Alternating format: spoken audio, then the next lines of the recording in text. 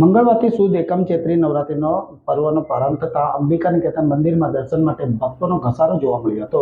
જ્યારે 9 દિવસ સુધી હવન યજ્ઞ સહિતના કાર્યક્રમની મંદિરોમાં ઝાંખી જોવા મળશે।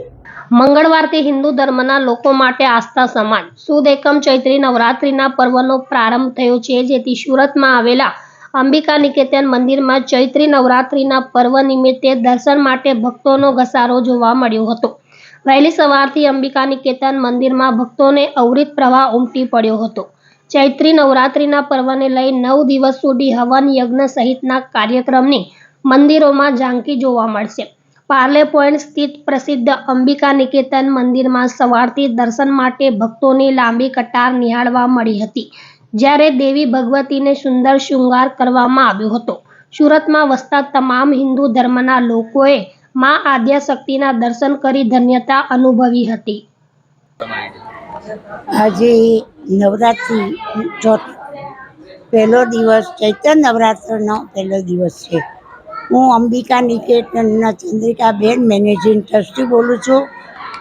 આજે શરૂઆતથી 6 વાગ્યાથી માતાજીના દર્શન ખુલ્લા છે અને ભાવિક ભક્તોનો ધસારો છે અને દર્શન કરે છે। માં એમની મનોકામના પૂર્ણ કરે છે। માતાજીના ચૈત્ર નવરાત્રમાં ઉપાસના કરવામાં આવે છે। ઉપાસના કરી માં ભગવતી પાસે ભક્તો એવી માગી રહ્યા કે મારું આરોગ્ય સારું રાખે, રીધી સિદ્ધિ આપે, કોઈ બી એમની મનોકામના પૂર્ણ કરે માટે પ્રાર્થના આ નવરાત્રમાં 9 દિવસ કરવામાં આવે છે।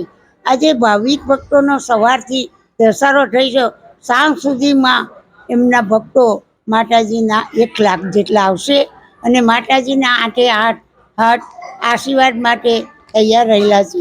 માતાજીને આંગણે આવેલો બાળક કદી નિરાશ થતો નથી અને એના કામના સુરત શહેરમાં ખબર જ છે કે અંબિકા નિકેતનના માતાજીના આશીર્વાદ મળે જ છે।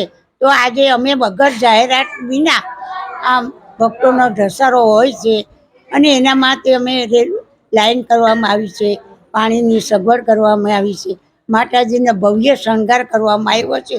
માં ભક્તોના આશીર્વાદ આપી કરોડનું કલ્યાણ કરે 6 મહિનામાં માટે આસો નવરાત્રમાં ફરી માનો ભક્તોનો ધસારો વધે છે।